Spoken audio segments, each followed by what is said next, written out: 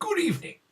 My name is Sir Humphrey Camel, raconteur, bon viveur, force majeure, agent provocateur, and I'd like to tell you about a profound interest of mine, ticholology, the philosophy of humour, and try, with your generous help, to raise a little money for comic relief.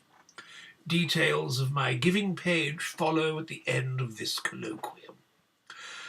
I thought that comic relief was some sort of hilarious masturbatory practice. It turns out it isn't, but I've agreed to do this anyway.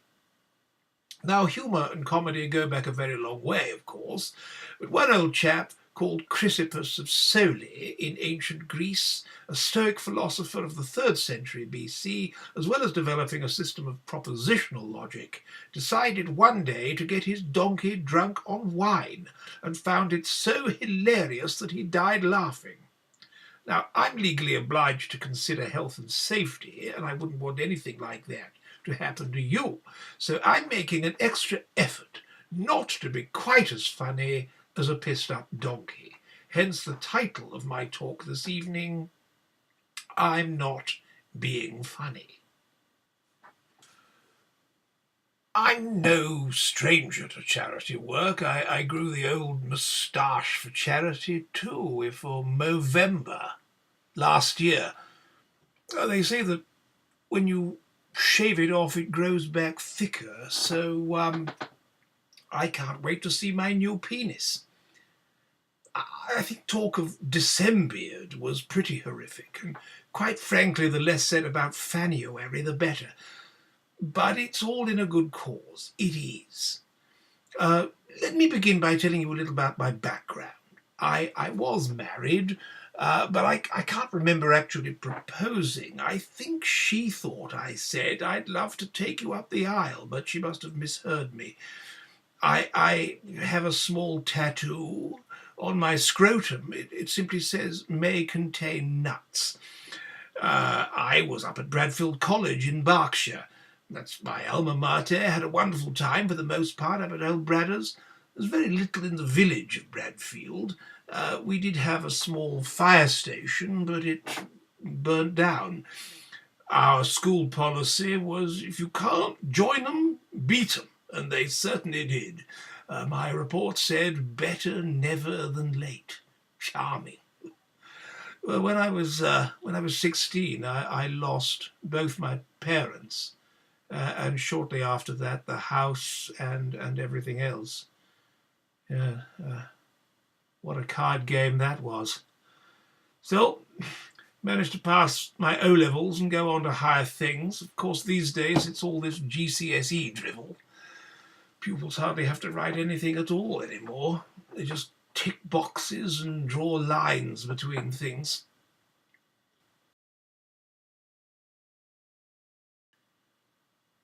You know what you can do with your suppository. Oh, is it really?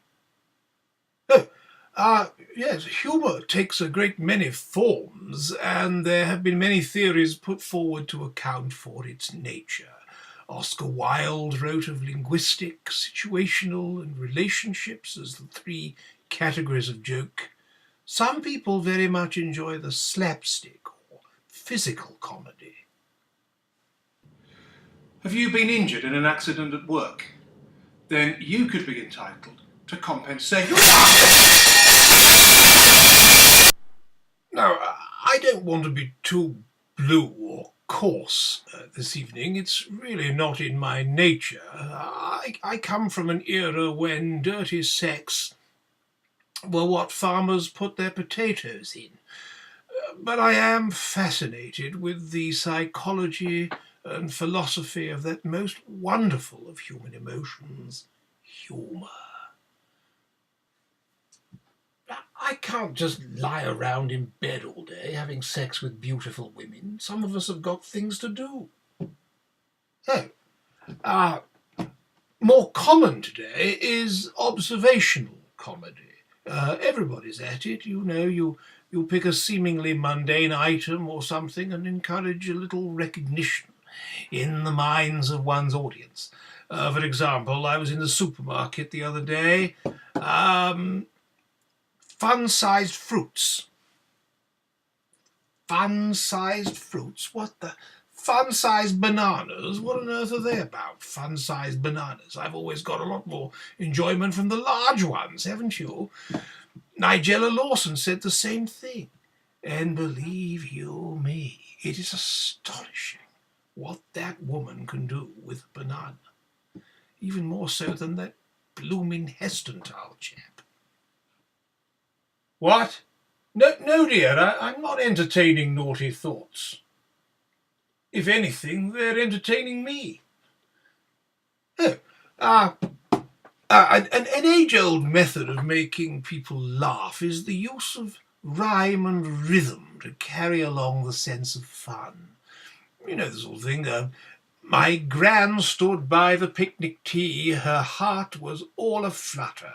She gave a shout, her teeth flew out and landed in the butter. That sort of thing, you know.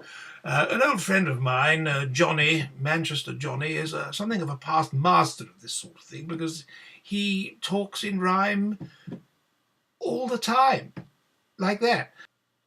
I do.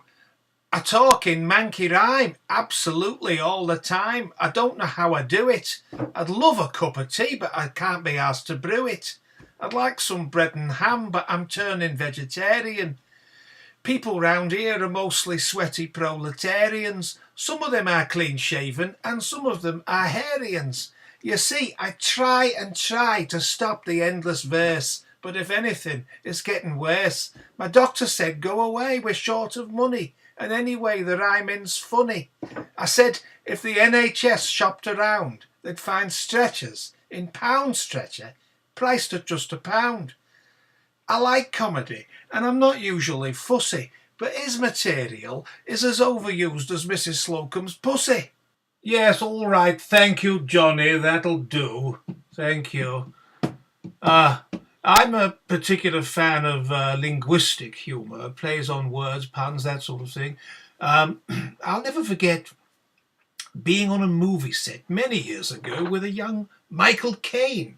Michael was instructed in the scene to inform his lady co-star, Madam, he was told to say, you are not permitted to engage in oral sex with anyone other than Jim Morrison and his band. And Michael, being Michael, had to put it in his own words. You're only supposed to blow the bloody doors off. He said, well, they liked it, and I believe they used it elsewhere in the end. I'm very fond of humorous alternative meanings to words, aren't you? You know the sort of thing, Ovaltine, an egg-shaped adolescent. That kind of witty little thing. Commentator, an unsophisticated potato. Juniper, an Israeli child. Dictator, a penis-shaped potato. Weathercock, Thomas Schaffenacker. Dictatorship, a sea-going vessel full of penis-shaped potatoes. And Bumblebee, have anal intercourse with Bulby. Punctuation is so important, don't you agree, ladies and gentlemen? A misplaced comma here and there can have devastating consequences. My good friend Mabel wrote to me to explain that she'd had Alan Titchmarsh trying to coax her panties down at the bottom of the garden. Turned out he'd been trying to coax her pansies down at the bottom of the garden. She went on and on about some new pair of shoes she'd bought from Anello and David. Cobblers to the Queen, apparently, which is incidentally also the slogan of the British Republican movement. She'd been down to see the boat race and expressed astonishment at how fast the Cambridge team had rowed. It became clearer once she pointed out that a very pretty young lady in the crowd had promised to kiss their cocks if they won. Never seen 'em row so fast. What in God's name is this box I'm supposed to think outside of? Oh, well, look, Look, ladies and gentlemen, I really ought to be going, but I have enjoyed your company enormously, and I do very much hope to see you again. Please give what you can through my giving page. Thank you, and hoping to see you again in the next installment. Lots of love. Cheers.